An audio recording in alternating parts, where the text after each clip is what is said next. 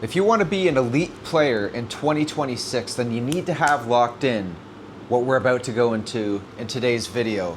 It's one thing to have your business, your lifestyle, and your dating locked in, but once you get this locked in, everything changes. Everything gets easier, more fun, enjoyable, and you just feel like a G if you do this correctly and you follow all the steps I'm about to tell you. So without further ado, let's get into today's video where I share with you how you can lock in an elite lifestyle and be a player in your city. So let's get into it. So yeah, today we got some sparkling water, blueberry pomegranate flavor. It's by President's Choice.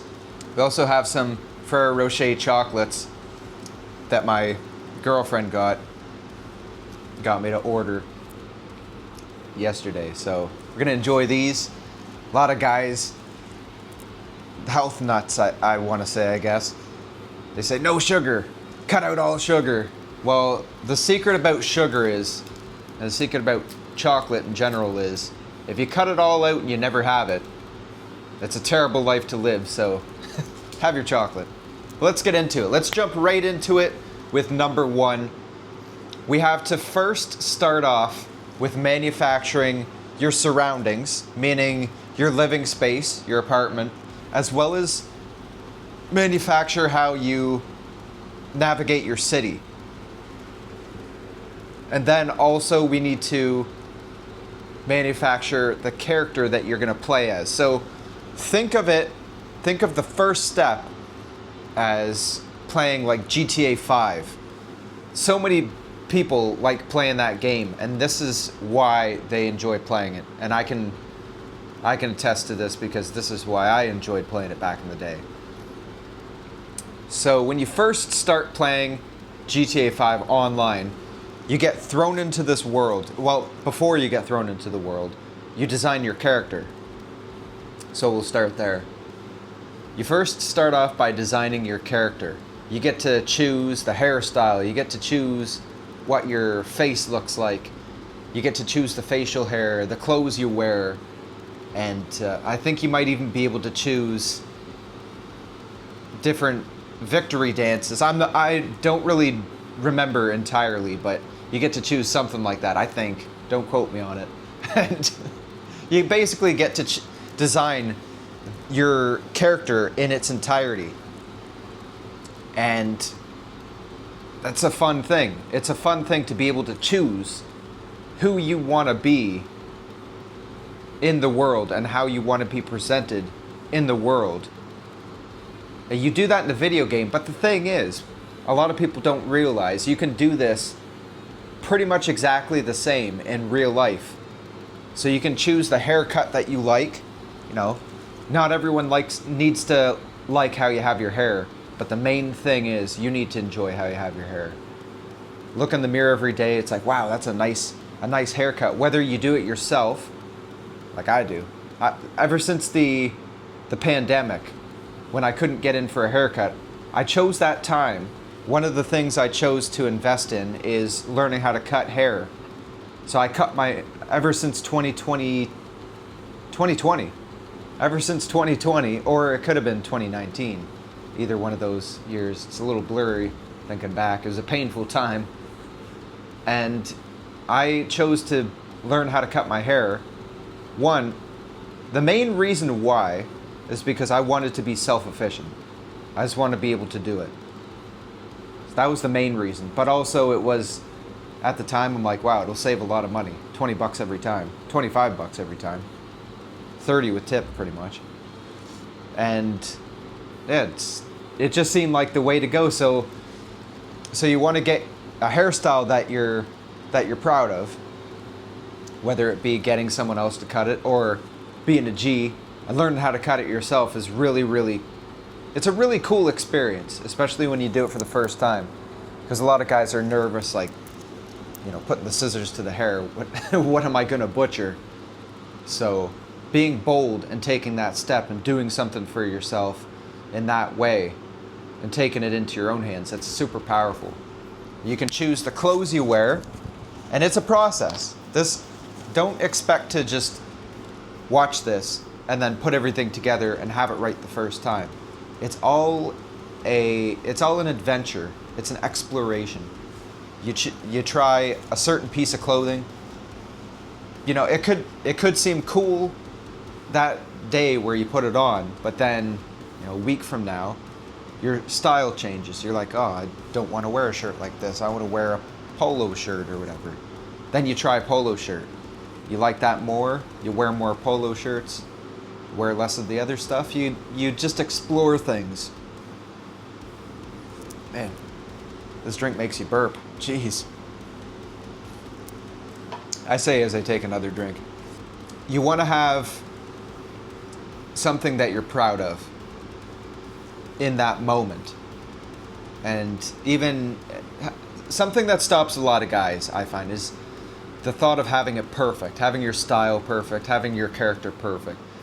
It's supposed to be an imperfect thing that, as long as it makes you happy and you see what you like more than you did yesterday, then that's progress.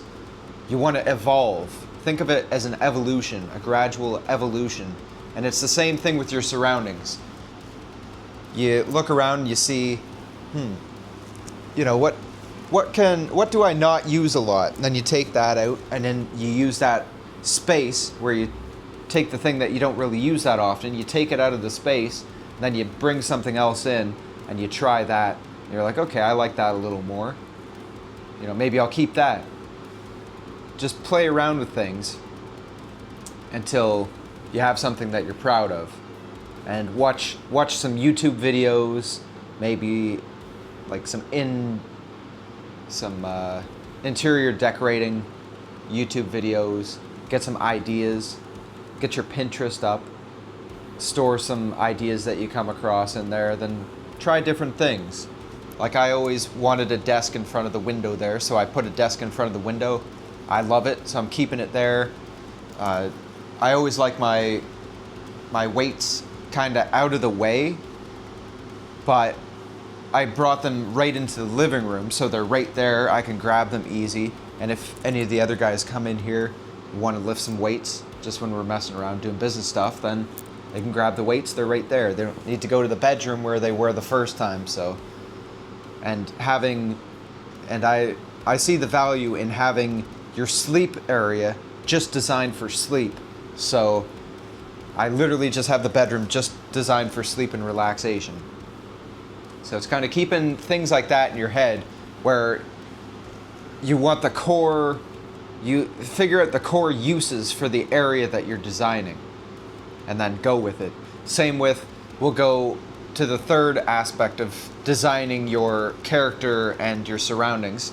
We'll go out to the city. So find out your interests, things you like to do. Say you like rock climbing, bouldering, whatever it may be. You find all those areas in the city. You get to know the people inside those establishments. You become a regular. And then when you take a date there, or whoever, you're the guy that they recognize. They're like, hey, Joshua, or Mike, or whoever your name is. And they get your table set up, or they get your gear set up. They know what you like, and whoever you're with is like, wow, this guy knows people. He's a well-known dude. He must be a high quality man if he's going to this random place and these guys know him. So it's kind of having things set up like that, and you know where the places are. You don't need the GPS. You can just drive there. I'm really bad for using GPS for everything. So if you can just start the car and go, or have your phone off to the side. This is something I do. I have my phone off to the left side, so the passenger can't really see my phone, so I can just hit something if I need a little assistance finding something in the city. So it's a little tactic there. It brings your phone out of view, then you can act like you kind of know where everything is. It's a little cheat code, so use that. Then we'll jump right into number 2.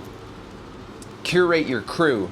So that's why manufacturing your character and your surroundings is so important. The second thing we're going into is curating your crew. So if you have, your character put together, you're a reasonably put together guy, and then your apartment's put together, fairly reasonable, and then you know the good spots out in the city, and people are starting to know you, then it puts you in a really good place to start curating your crew. So figure out the kind of guys that you want to be around. You know, you want to be around smart, business savvy guys that are good with women and well-rounded modern gentlemen. That's what I recommend every guy should strive to be in a group with. Well-rounded gentlemen that are polite, have a little bit of smarts and a lot of drive. And then once you realize the kind of guys you want to surround yourself with, and this includes women as well, the kind of women you want to be going on dates with, having around you, you figure out the type of people you want around you, and then you find them. Either you find them through your work, you find them when you're out in the city, having your city life all put together really helps with meeting people. Because when you look competent and you look like you belong in a place, people start to just naturally come up to you, talk to you, especially if you dress well, you hold yourself a certain way, and you're a giving person. And people really see it really quick, and it attracts these people. So you almost attract your crew on autopilot once you do step number 1. But it's basically being comfortable with yourself and being confident, which is another huge thing that number 1 gives you. So it's number 1 basically gives you all you need to find your crew. It's just being conscious of the people that you want to include in your circle is the main thing. So then once you have that in mind, we could basically just jump straight to 3, which is learn about cool shit and how to do cool shit. So make yourself an interesting person by learning about cool shit. So say you just learn about some cool history like Alexander the Great. He was an ambitious badass. So you learn about him, then you come across someone that's talking about history, and you can say, oh man, that's interesting. Have you heard of Alexander the Great, blah, blah, blah. Then you can share some information, and they're like, holy shit, who is this guy? Every time I talk to an older man, when I went to Ontario, I was talking to this guy in his 80s, and we're just talking about life. And since I am the kind of guy that likes to learn about stuff, become better each day, I just naturally talked about older guy shit.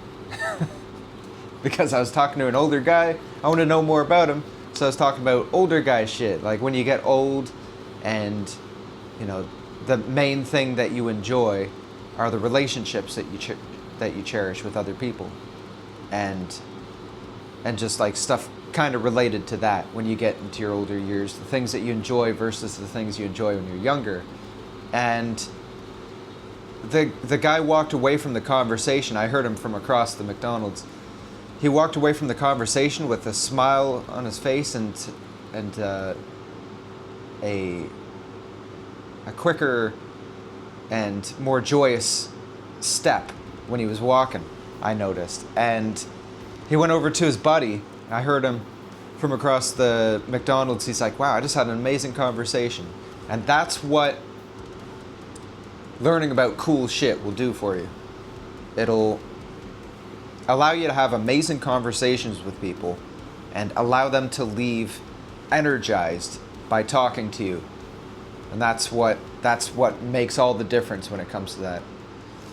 And learning how to do cool shit as well makes you competent when you're in a crisis or you're just having fun. Someone asks you, oh, what cool things can we do in the city? You know all the cool shit and you can do the cool shit. You're like, yeah, let's go rock climbing. Then you can show all your buddies how to do that, how to actually climb the walls properly, how to be a badass basically. And I recommend going to a firing range or something like that, learn how to run a gun. Then you can say like, yo guys, why don't we shoot some guns today? Play some GTA 5 in real life. And they're like, damn, let's do it. Then you can show them how to run the gun and everything, and they'll be like, holy fuck, like, who is this guy? We thought we knew who Joshua was, but now we have no clue. Or we knew who Mike was, but we have no clue now. It's cool what you can do with just learning some stuff, learning how to do some stuff, and then showing other guys when it naturally just comes up, and you're not trying to be flashy and be like, look at this, and be cringy. So you learn a lot of stuff, so when it comes up, you can just be like, oh yeah, I've heard of that. Just nonchalantly, and then boom, show everybody up in a way that raises them with you. So then we'll end this with a bonus. And the bonus is, make sure you keep your energy high all day. So at the end of the day, don't burn yourself out. I'm saying this because I need to remember this for myself. Don't burn yourself out at the end of the day. Get your sleep. Make sure you get rested. Make sure you don't have too much rest, though. Been guilty for that every now and then lately. Don't have too much rest. Try to get like between 8 and 9 hours of sleep. 10 is a little bit too much. 11's crazy. So keep it locked in for your sleep, and do things that raise your energy. Get healthy dopamine in, not instantaneous dopamine. So do things that feel good, that delay the gratification. So don't go for the sweets all the time. Don't go for these all the time. Just in moderation, and go for some water instead. The healthy stuff that make you feel good. That's basically what I'm trying to say. So it's funny, I have both yin and yang. Try to go for more of this, less of this. So keep that in mind. Create your amazing elite lifestyle for 2026, and it'll make everything so much easier in life. So if you found this video valuable, click a thumbs up. If you want to stay a while, subscribe, because I put 2 videos out every week. You don't want to miss these things. So God bless, and we'll see you in the next video.